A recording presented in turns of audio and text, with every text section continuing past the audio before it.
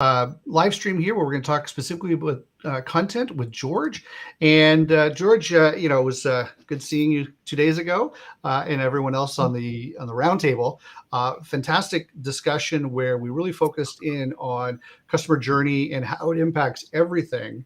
And then also we focused on avatar. We did a little bit of discussion around AI and what AI means to the marketing world. And ironically enough, I saw 2 emails come out this morning about other agencies talking about it. But on the AI side, I think really the message is when we're looking at email automation, when we're looking at email sending, when we're looking at Google, they have their own version of AI to spot these automatic created messages. So I think best purpose is to use it for research and still do your own writing.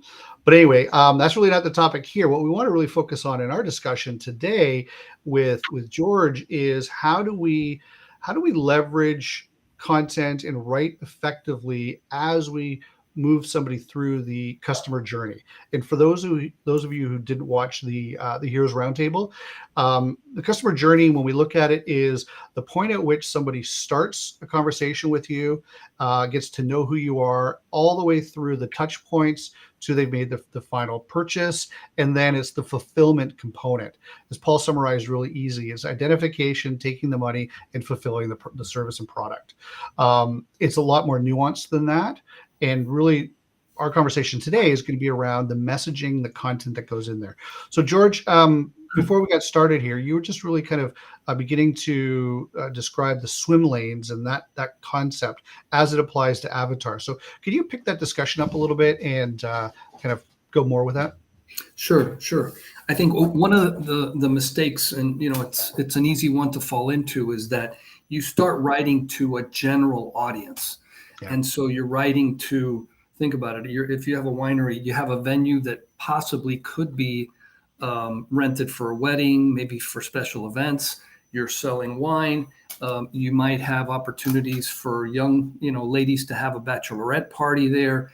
So those are all very different, what we call avatars. And you want to make sure that when you're writing your copy and when you're writing basically the journey from the first time they hear from you to the time you're interacting with you to when they're in the checkout buying something to any follow-up, that you talk to them very specifically. You never make them feel like, boy, these people have no idea who I am. Exactly. And you're gathering a lot of information as they come through. If someone comes up and signs up to tour the venue for a potential wedding, that's a bride, and age group, right? And those are questions that you can ask. Now you can customize your discussion, your conversation with them based on that. So we call them swim lanes because, you probably want to have a thread or, a sequence of messages that's designed to talk to a bride. Another one, maybe older couples, young ladies who are going to attend for a bachelorette party, but who those people are, and avoid getting overwhelmed by this. You can define a bunch of them and then decide we're going to target this audience first because it's the one that's most likely to get your results. It's the one that, the profits are better, whatever that might be. And so don't get overwhelmed by the number of swim lanes. The key is you want to deal with people in one journey versus let me talk to everybody. So George, with that being said, then, so as a takeaway from this discussion, then, where would you start to look? Would you look at your existing customers? Would you look at a specific sector that you want to focus in on, a customer, an avatar? And if we're talking about brides, do you focus on the customer journey and then focus on the messaging for that? Like, where would you recommend starting? Well, we're business owners, right? So you need to focus whatever you're going to do based on what your business priorities are. Right. For example, you might, hey, I'd love to target, white wine drinkers, but we're really running low on that until our next, harvest comes around. So, where is it that you want to prioritize your business? And then pick the avatars that match the one that's your highest priority. And that's a really good point because as we look at that, when we segment our list and we begin to focus on that, so it's a subset of a customer journey, which is come in for a date. Let's say this is one journey. It's Facebook ads, to like the page. Then once they've liked the page, then come and visit us, comment on some of our posts to show interest, then come into a tasting experience. But yeah, like you said, like I know one of the wineries I'm consulting with right now, reds last 6 months has been a hard thing to find. So they were only running 2 reds and 6 whites because the crop was so bad a couple of years ago. So everything was around the discussion of whites. The messaging was it's okay to drink white after Labor Day. That kind of tongue-in-cheek stuff. It's like white Christmas, white wine, isn't that great? All that kind of stuff. No. Even though people like a big, bold red, we didn't have a lot. So that was the messaging. Now, it's interesting because the way you describe this, so they go to a Facebook page and then they did this and then they opted in and they decided to go to a wine tasting. Well, you can build your Facebook ads so that anybody clicking on them implies something about who they are. Exactly. So come and visit our wine, and then you've got someone pouring white wine in the picture. Yeah. So versus a red one. Now, if you do some A/B testing, maybe both of them get clicked on the same because people aren't noticing the color of the wine. But if all of a sudden you notice, hey, there's a lot of reds, it's like, okay, hold on. These people are likely red wine drinkers. Maybe you just send them an email going, hey, what do you prefer between a really bold red or a crisp white wine? And further segment your list, because people will volunteer information. And the thing is that we're not capturing it in such a way that we can use it to customize how we talk to them. And that's such a great point. I know we're talking content, but the content serves a purpose, right? And so in this case here, the purpose is to help segment and help determine who we're talking to. And then from there, as they, kind of branch out, I wish I'd almost had a whiteboard here, but that ad is an A/B test on red. My camera's hunting, sorry. It's an ad on the red and the white. Then they filter down into the red and the white. And then the next set of ads that we serve up for retargeting or repurposing of that messaging, or if they've moved into, say, a lead ad, or they've moved into a reservation, we know that maybe we have a reservation that's just private reservation, and we tag that as reservation red wine drinker. And now that messaging comes in, and we can help with when they come into the winery. We can say, oh, great, so you're here to try some red wines today. Like, think about oh, wow, yes, I am actually. Yeah, and then the other thing too is it's red, white, but you can ask people questions so that are they a very knowledgeable wine drinker? Are they, just someone, hey, I got to drink something, so hey, I'll drink wine today. Right. And then, based on that, then that, hey, have your sommelier meet with these guys, because these guys are really, really like big into this, versus make sure that you have that waitress who's the partier that can really get them all roused up and get them buying more wine just because of the volume potential. Right. So, okay. So taking that back to the swim lanes, taking that back to the avatar, and now taking that back to, really focusing on content writing.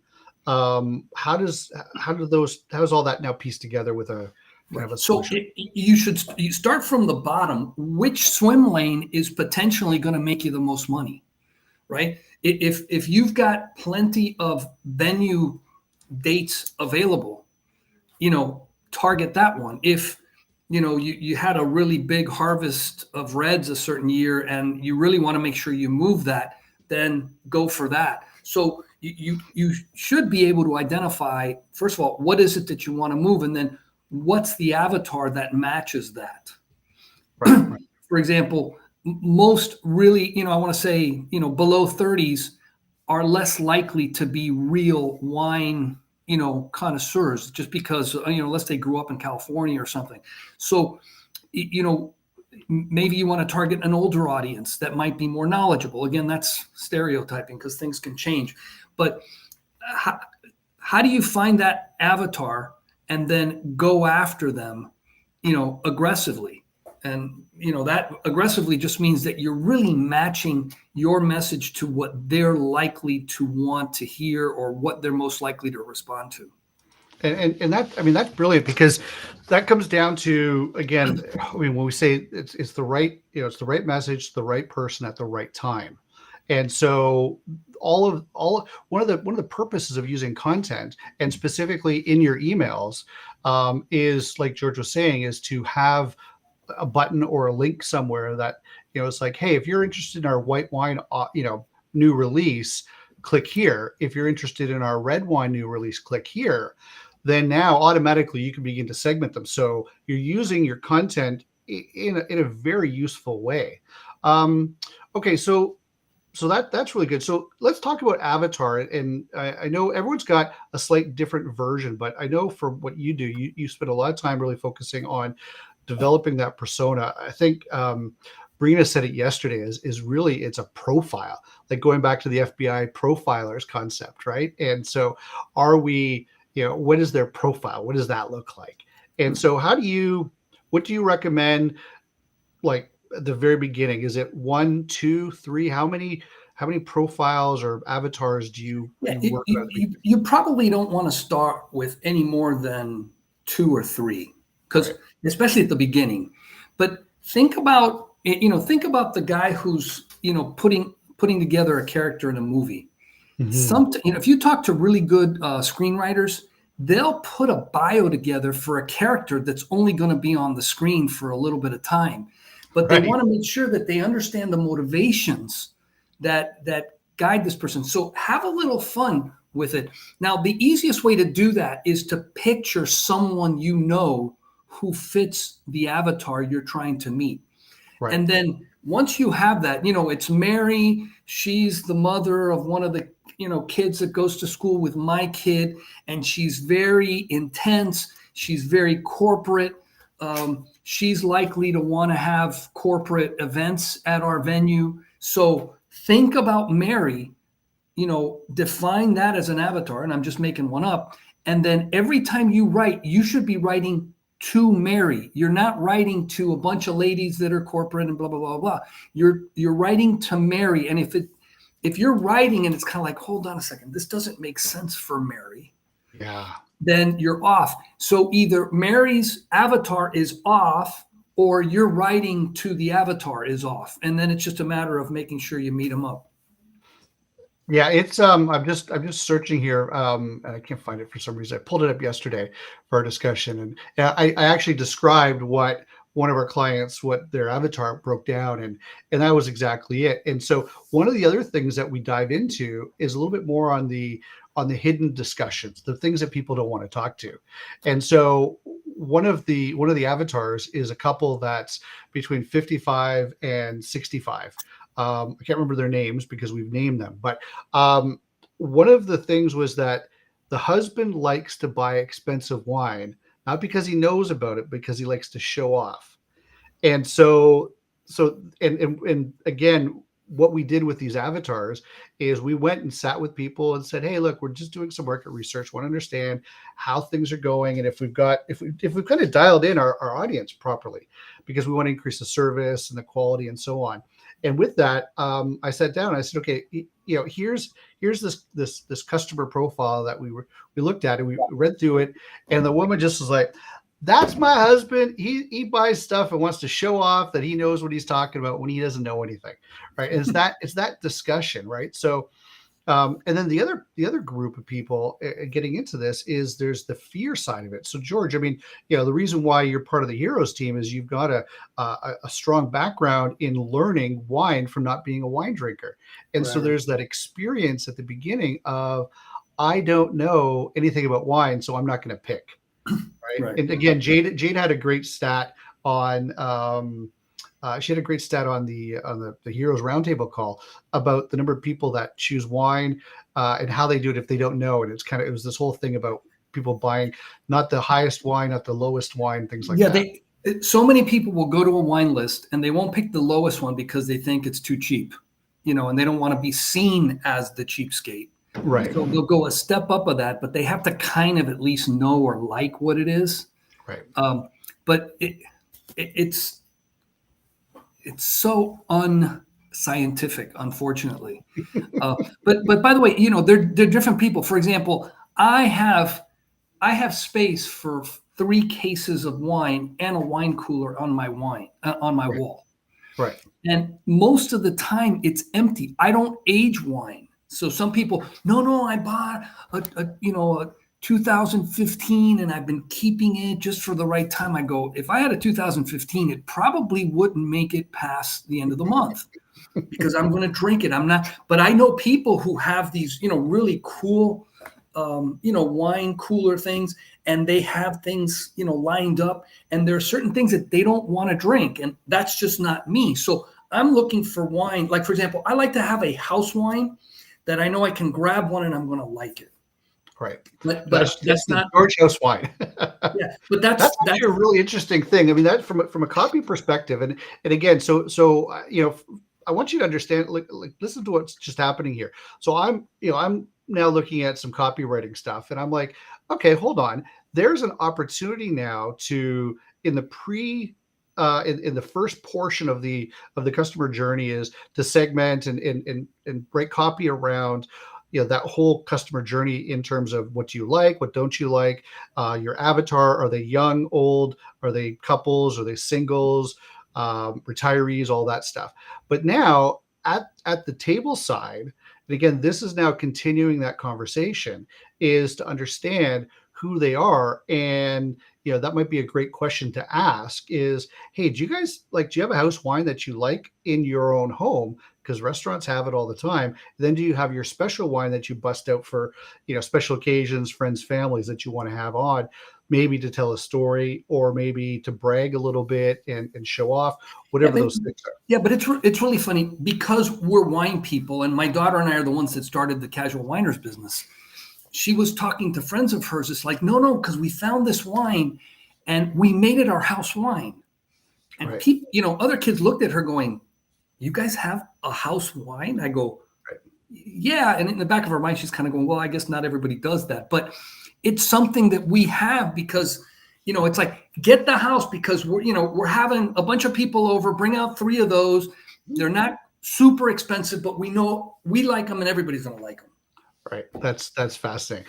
So I just want to wrap up a little bit here, and then we'll jump into the members only part of the call. But when we look at, if we go back to Tuesday in the roundtable and we look at that discussion as far as an overall customer journey, and then now we focus specifically on the content and the swim lane element and writing with your avatar in mind, and also writing specifically with intention of what else can you do. It's not just about, oh, I've got to send an email today because we need to send once every 7 days.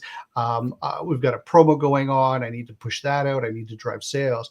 What else can you do with that messaging, whether it's at your Facebook ad side of things or at your initial emails or your follow-up thank you emails? How can you use that to segment your market to then be able to then further target those people with the correct messaging? Yeah. And that's really kind of becomes one of the key things. Right. And I mean, I'm a content whore. I mean, I just collect content, and I will see emails come across my email and I go, okay, I'm going to keep that one. Yeah. Like, top story, you'll have, because I'm on lists, I get that kind of stuff, which helps me in my head. And it also, I should write an article about that. Or, That's great. So if you get in the habit of just, hey, that might be interesting. And even if it's not interesting today, if it's slightly, just accumulate it. Because then later you're going to get to the swim lane discussion and you're kind of going, well, what would someone who doesn't want to spend a lot of money but enjoys wine, what should I tell them? Right. And it could be that you were talking to your winemaker, the guy who's over there making the stuff in your winery, and the guy came up and told you, man, this is a great wine and it's going to be such a deal because blah blah blah blah blah. Yeah. And then don't come up and sell the wine in the article, but come up and say, I was talking to our winemaker the other day and it was just something really curious because of this, this, and this. He thought that this was going to be something we could offer at a very reasonable price. And a lot of people like this are going to like it. And me as the non-winemaker would have never thought of that. Yeah. And by the way, I haven't said anything that required research yet. Right. Exactly. I'm talking about the day-to-day stuff. Now, what now what you can come up and say, and by the way, the wine is this one here, and it's going to be available in a couple months. Click here if you want more information, and then you keep going with it. Yeah. Yeah, it's really subtle. It's the soft sell. It's really simple and the whole, because everyone's getting emails from all other wineries, and you have to remember you're not the only email in their inbox. So you want to be of value, you want to be entertaining, you want to share some information. It's not just sell. Yeah, okay. and I tell you what, there is a trust attorney that I know that sends out stories once a month, once every 2 months. And it's always about Prince's estate when he died. Right. Famous peoples who died recently, and people would remember them. And then they came up and, had their estate really crystal clean, or a bunch of people are fighting for the estate. Like Sofia Vergara had her eggs frozen and now got a divorce, and then there was a big mess, and then the ownership and the trust and whatever. I open up all of her stuff. I don't need a trust attorney. Right. But I open up all her stuff because she doesn't sell in her message, but it's something interesting to me anyway. Now, the day I do need to do some trust stuff, it's like, let me give her a call. Absolutely. Because she seems to know her stuff. Yeah. And I don't know any other trust attorney, so I'll give her a call. And that's kind of the mentality you got to. Will people put up with your, first of all, receiving your email? Yep. And then the next step up is not only will they put up with it, they look forward to your email. Right. And then again, the other one is they actually read it. Well, and that's exactly it. Will do they appreciate it? Will they open it? Will they read it? And with that being said, I mean, that goes back to the avatar. If you're communicating the right messaging to the right people, like if it's ice wine season here in Ontario, and so everyone's talking about ice wine, but I'm not an ice wine drinker. I don't like it. It's far too sweet for me. And so I'm just like delete.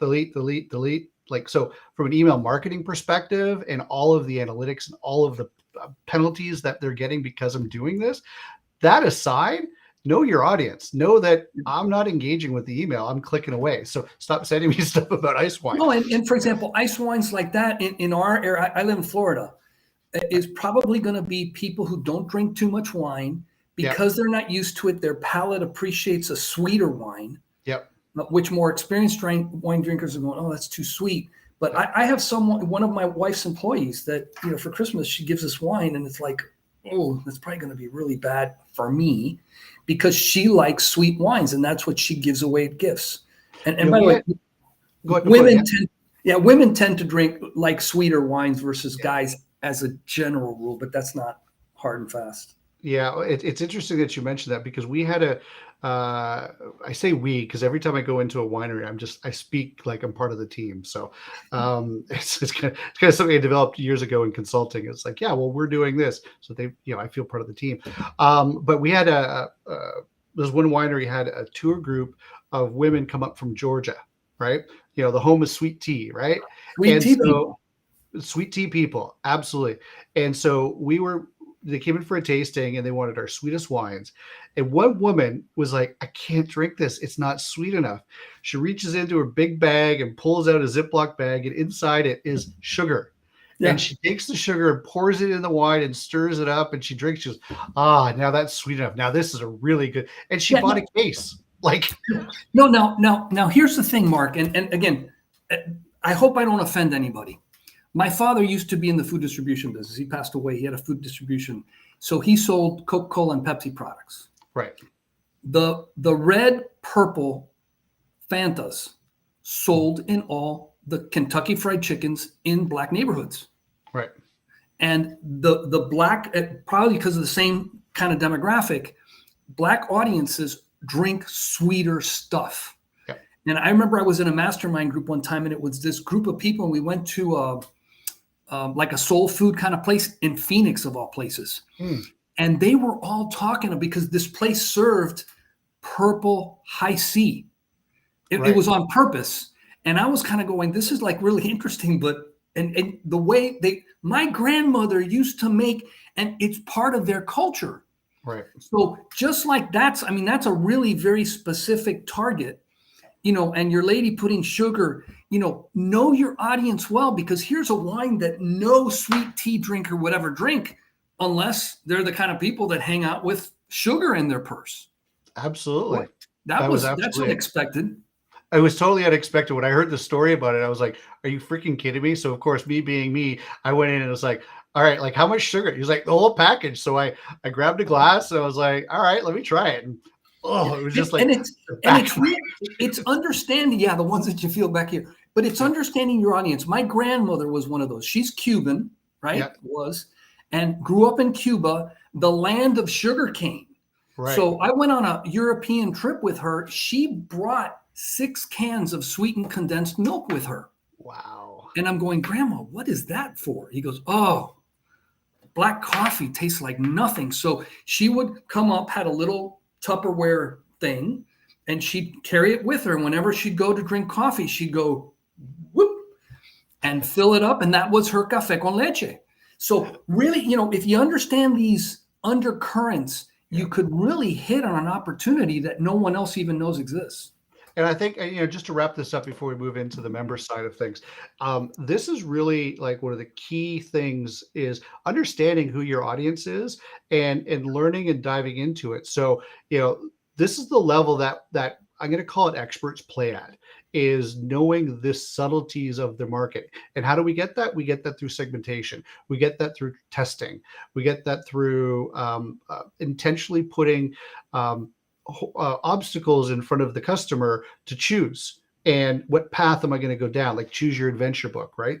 And so as you go through that, you begin to learn who these people are. The other part of it too is observing in the winery, observing in your tasting room, and talking to the staff and talking to the wine servers, the sommeliers, the winemakers, the owners, and talk to them about what are they seeing, and that's maybe a whole storyline that you could introduce, and maybe it's, again, if you're going into the bride's conversation, maybe it's stories about brides and how they got engaged and all that stuff. And anyway, there's lots that you can do from that. And I mentioned this in the previous, the Tuesday conversation that we had is, if you have a venue where events are being held, there are a lot of people that are at your place for the first time. Absolutely. What can you learn about these people? Is your team trained to really, share with them things? A lot of people don't know, but we just released something. Yep. And that's something, I'm sitting here serving and going crazy, but there ought to be, hey, we just served something. And by the way, the tasting room has some. So after the event's over, it's kind of like, I'm going to go over there and check that out. So things like that, because here's your chance to introduce your venue, your location to someone who's very unfamiliar to it, but is there because they're there for a wedding, for a special event, or whatever it might be. It's funny that you mentioned that. And last thing, and then we're gonna say goodbye to our non-member friends. Is there was a winery here last summer that tried. I don't know how successful it was, and now I want to go back and find out. But what they did is they actually offered, because they had the wedding ceremony at the winery, the reception was going to be at the winery, but they took the bridal party away to do all their photos and some beautiful parks and places like that. And they left everyone there. So they included a wine tasting experience. You're shooting fish in a barrel. Absolutely. Right. And so there was a special promotion that they had, because you're part of the wine. Anyway, there was something I never followed up with that. And I'm just going to take a note of that. Because there's an amazing opportunity, right? So anyway, free tastings for everybody, free tasting experience. And, you do a flight, a pre-subscribed flight or whatever. Anyway, we're going to say goodbye. If that's the case, there's going to be a cocktail hour. And it could be that you're being paid for that anyway. So it's free marketing opportunity for you. Totally. All right. So what we're going to do is we are going to say goodbye to our public friends here. And that's the private group. So Facebook and Facebook.